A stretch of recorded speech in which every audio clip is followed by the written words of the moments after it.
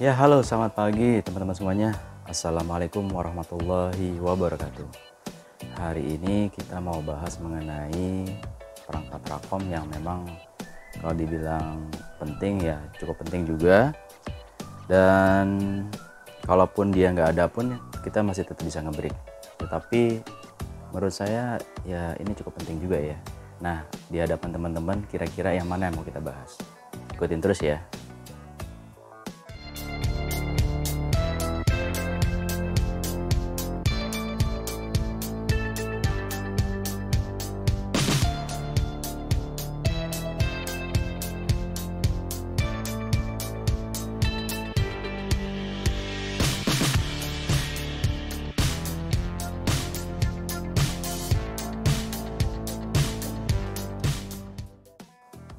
Iya, pada video-video sebelumnya saya juga sudah membahas ya mengenai perangkat base station yang ada di rumah, apa aja yang diperlukan. Nah, kita hari ini mau lebih detail lagi ya, khususnya untuk salah satu perangkat ini yang memang ya tadi saya bilang ya penting-penting, tapi ya memang penting sih ya, karena kita bisa tahu saat ini kita ngebreak di frekuensi yang sudah tepat atau tidak, dan perangkat kita posisinya aman atau tidak, sehingga dikatakan ya cukup penting ya. Nah, ini dia ya.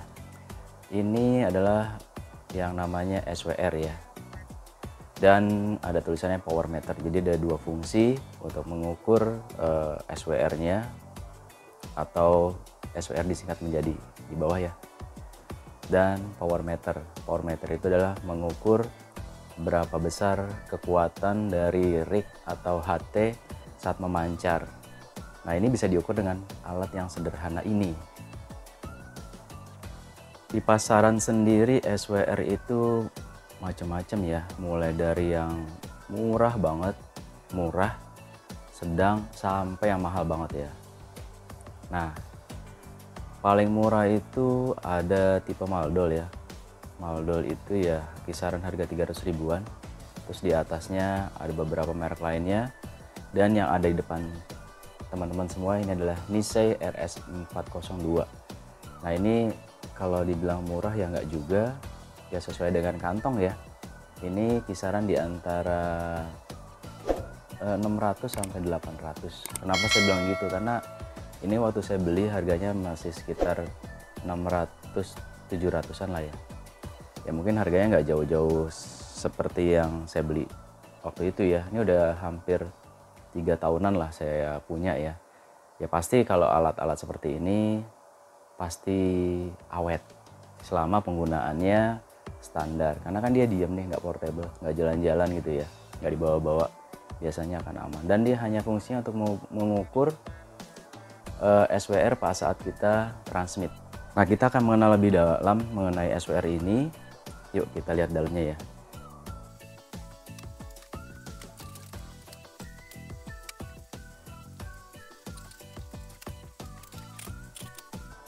Oke, ini udah saya cabut ya dari perangkatnya. Jadi ini secara fisik SWR RS402 seperti ini ya. Jadi hampir udah 3 tahun ini saya beli, dan lumayan ya, dari fisiknya nggak ada yang cacat, masih oke.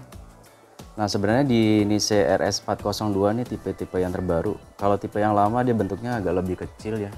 Nah, untuk yang ya 5 tahun terakhir seperti ini bentuknya. Jadi ada RS102, RS berapa. Nah, itu biasanya pengaruh dari ini ya. Pengaruh dari frekuensi range-nya. Nah, untuk RS402 itu dari 125 sampai 526 MHz.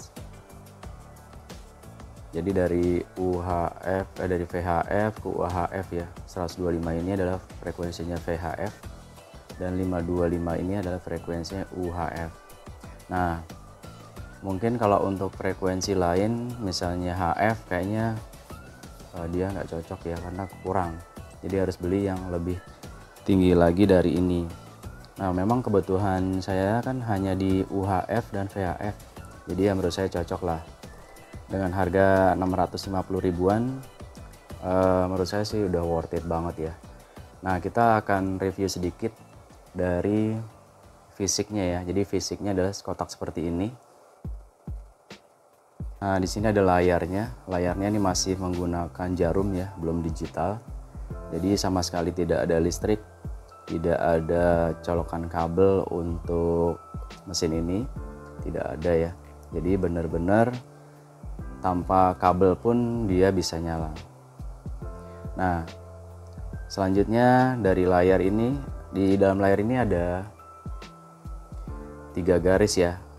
Ada 4 sebenarnya, 1, 2, 3, 4. Yang paling bawah itu adalah untuk ukuran 5 watt. Jadi ini mengukur berapa besar power.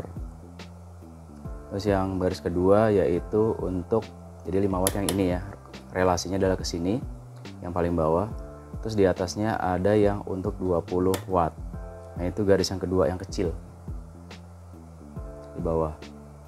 Terus yang di atasnya itu untuk yang 200 watt. Jadi pas kita pencet 200 watt, kita harus pindah, kita akan pindahkan ke sini ya. Nah ini garis yang ketiga, 200 watt.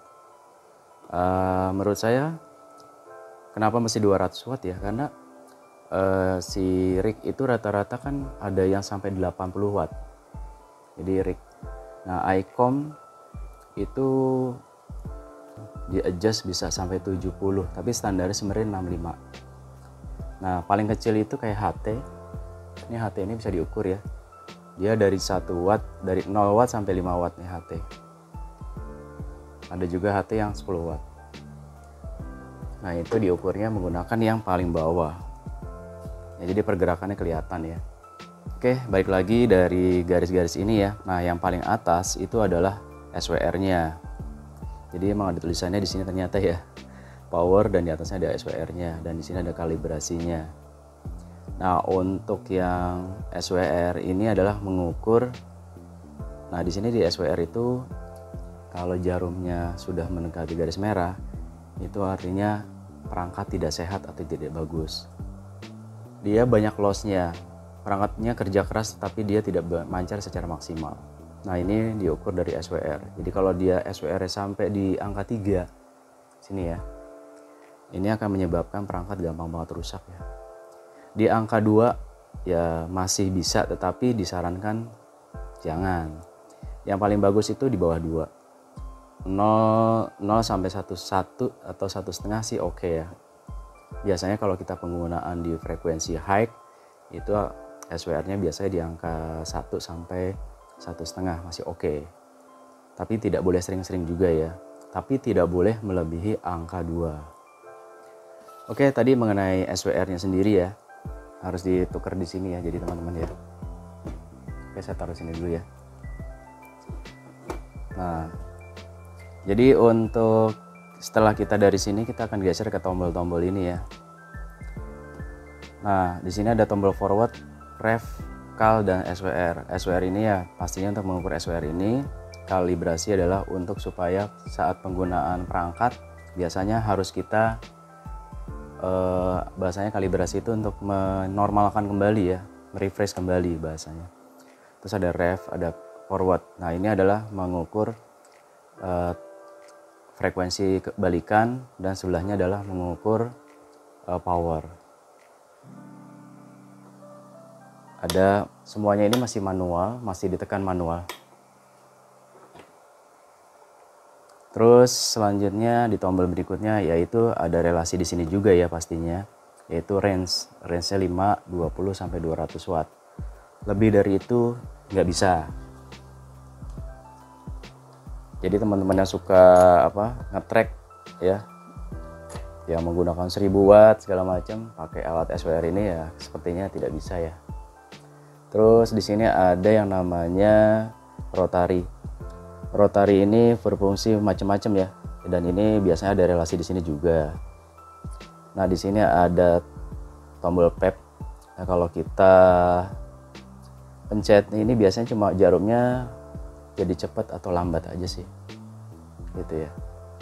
Mungkin sambil kita tes aja lebih enak nanti ya. Oke, nah ini yang belakangnya. Belakangnya itu ada DC 13,8. Ini khusus untuk lampu ya sebenarnya. Jadi ada LED kecil di sini. Nah ini untuk lampunya. Terus Di sini ada dua antena. Antena yang ke arah antena dan yang satu lagi ke arah transmit. Nah, waktu bawaannya ini saya harus tambahkan jumper lagi ya, kabel.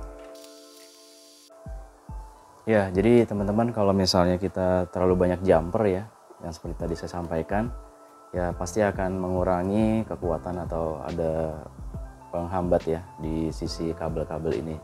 Nah, usahakan juga menggunakan kabel jumper yang bagus, yang harganya biasanya agak mahalan dikit ya, per meternya itu agak mahal, tapi nggak apa-apa daripada kita kecewa ya. Oke, akan kita coba ya perangkat RS402 ini seperti apa.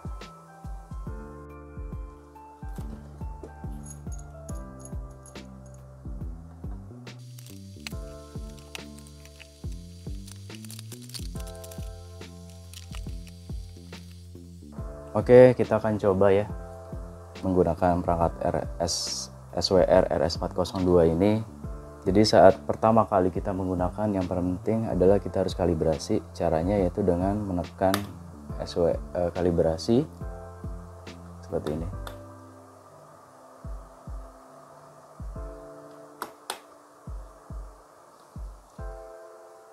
Oke, kayaknya salah masukin ya, sebentar ya, kita cek dulu.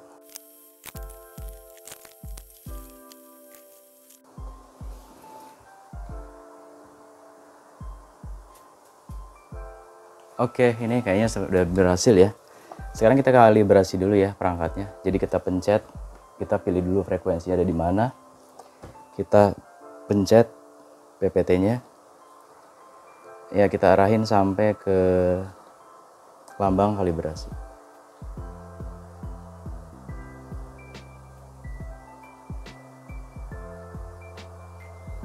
Oke.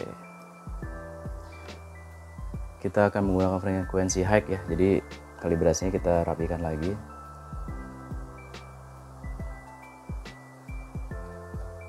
Oke, ini sudah berhasil dikalibrasi. Jadi pertama kali kita harus kalibrasi dulu perangkatnya ya. Oke, jadi kita akan mengukur berapa besar sih watt dari perangkat rig ini ya. Ini saya menggunakan frekuensi high seperti yang tadi saya kalibrasi. Jadi tadi sudah dikalibrasi di high, terus menggunakan frekuensi 056. Nah, di sini karena dia pakai high kemungkinan lebih dari 20 watt ya. Jadi sekitar 200 watt saya pasang paling mentok. Terus kalau mengukur power itu dia posisinya ada di FWD. Terus tadi sudah dikalibrasi udah. Apalagi setelah itu ya tinggal kita tekan aja PPT-nya ya. Jadi PPT-nya tinggal kita pencet. Nah, ini kita lihat yang nomor 1, 2, 3 ya, yang ada 200 wattnya di sini. Ini wattnya ada di sekitar 40-an ya, 45 lah, antara 40 sampai 45. Karena jarum pertama kali dia mantul dia ada di 50-an. Wajar kalau dia wattnya di bawah 50 karena memang ini udah lama banget nih rignya ya. Terus kita juga bisa pindah ke frekuensi lain sih sebenarnya. Ya, ini saya pasang di 14200. Nah, saya tidak menggunakan ini ya, teman-teman. Tidak ada apa tuh namanya? Dummy load, jadi saya langsung ke frekuensi yang 00 aja. Oke, kita lihat frekuensi masih sama ya, powernya masih sama, yaitu di 40 sampai 50 watt. Ya, untuk rig jadul seperti ICOM 2200 keluaran 15 tahun lalu wajar sih ya. Dengan watt segitu masih oke lah, di kisaran 50 watt. Oke, tadi powernya sudah kita lihat, terus selanjutnya kita pengen tahu sebenarnya berapa sih SWR-nya ya. SWR-nya tinggal kita putar aja di SWR. Oke, kita lihat ya di sini pas kita tekan PPT-nya. Kalau high biasanya memang dia akan SWR pasti di angka 1 lebih ya. Sebenarnya masih bisa sih. Jadi antenanya itu benar-benar di match ke satu frekuensi, yaitu menggunakan alat nano VNA atau menggunakan SWR ini juga bisa ya, tapi harus sedikit-sedikit. mulai dari kabel, terus antenanya itu semuanya dicek menggunakan Nano VNA. Itu bisa kita setting benar-benar frekuensinya itu SWR-nya menjadi 0,1, 0,2, jadi benar-benar di 0. Nah ini frekuensinya ada di sekitar 1 ya. Nah kenapa? Karena saya juga menggunakan high. Yang terpenting tidak melebihi angka 2. Dan karena juga kita kan nge-break juga jarang-jarang ya. Ya masih aman lah ya menurut saya sih. Tergantung teman-teman sih ya, yang penting kita udah menyesuaikan dengan standar penggunaan, yaitu tidak melebihi SWR di angka 2 ya, 1,1 ya di sini ya.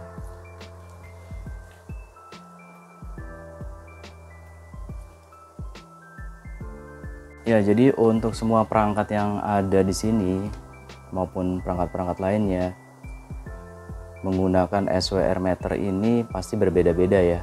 Ya seperti perangkat ICOM ini kita pasang lagi nanti SWR di sini mungkin harus kita kalibrasi lagi karena pasti akan berbeda-beda. Jadi kesimpulannya ya SWR dan power meter saat ini kan banyak di pasaran yang digital ya. Ya teman-teman bisa pilih yang digital karena memang lebih enak dilihat karena sudah ada angka-angkanya. Kebetulan nih saya lihat ada mengeluarkan produk juga ya yang digital. Terus juga ada Homebro juga saya lihat, tapi ya perlu dibandingkan ya kalau Homebro. Kalau saya pribadi nih ya, saya pilih yang sudah branded aja ya, agar tidak terlalu mengecewakan.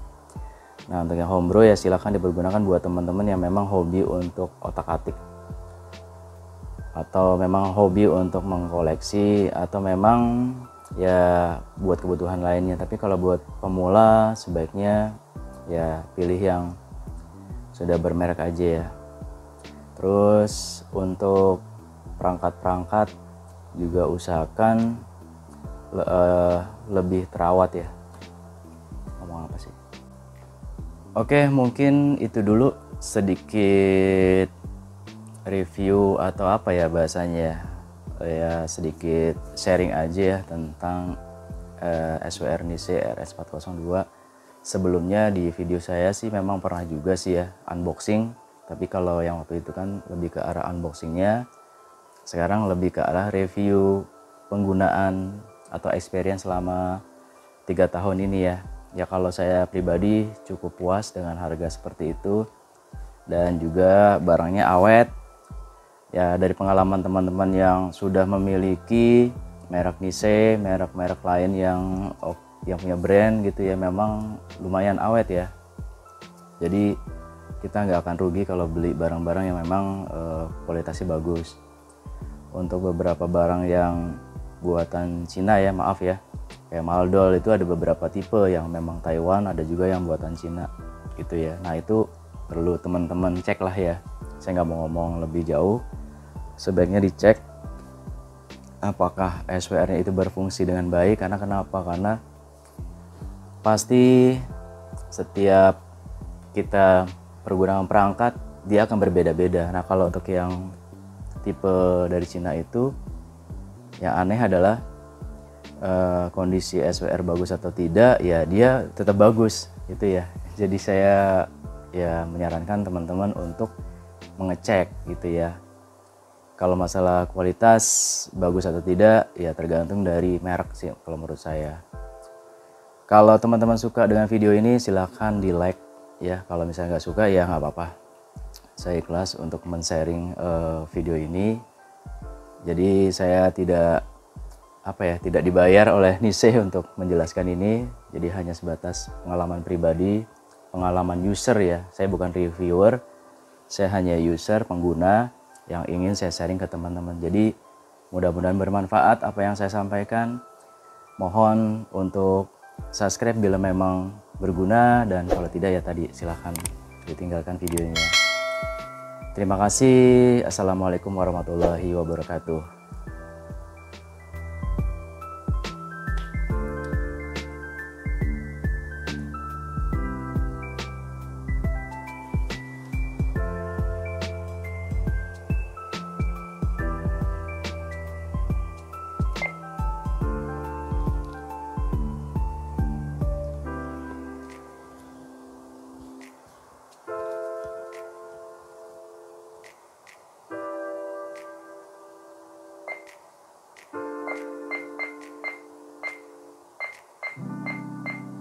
minta juga kasihin lagi orang pakai musim panas bener sampai nyelamat tangan.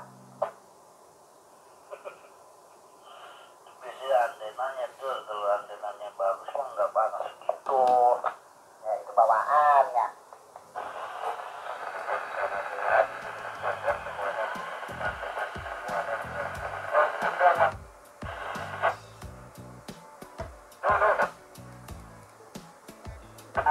Charlie November 30 Bravo Sera 1025 ganti. Baik, direspon langsung tanpa diwakili. Selamat pagi juga 2030 berapa? Sampura ya. Pinjam sebentar tak masukkan rekan. Yang manggil Marto dipersilahkan. Selamat pagi.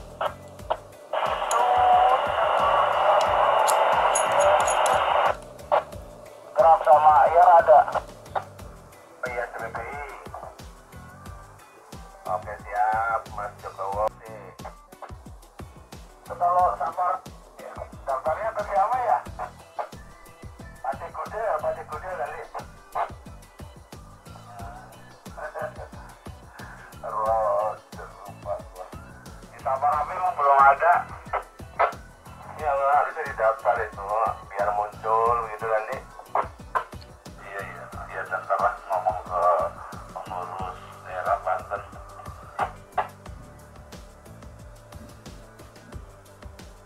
Dikirim Mas Jokowi kan deh. Raja, iya aku parkir dulu nih itu. Itu tak parkir dulu kan deh. Ya kembali ke 1080. Silakan teman-teman dipergunakan.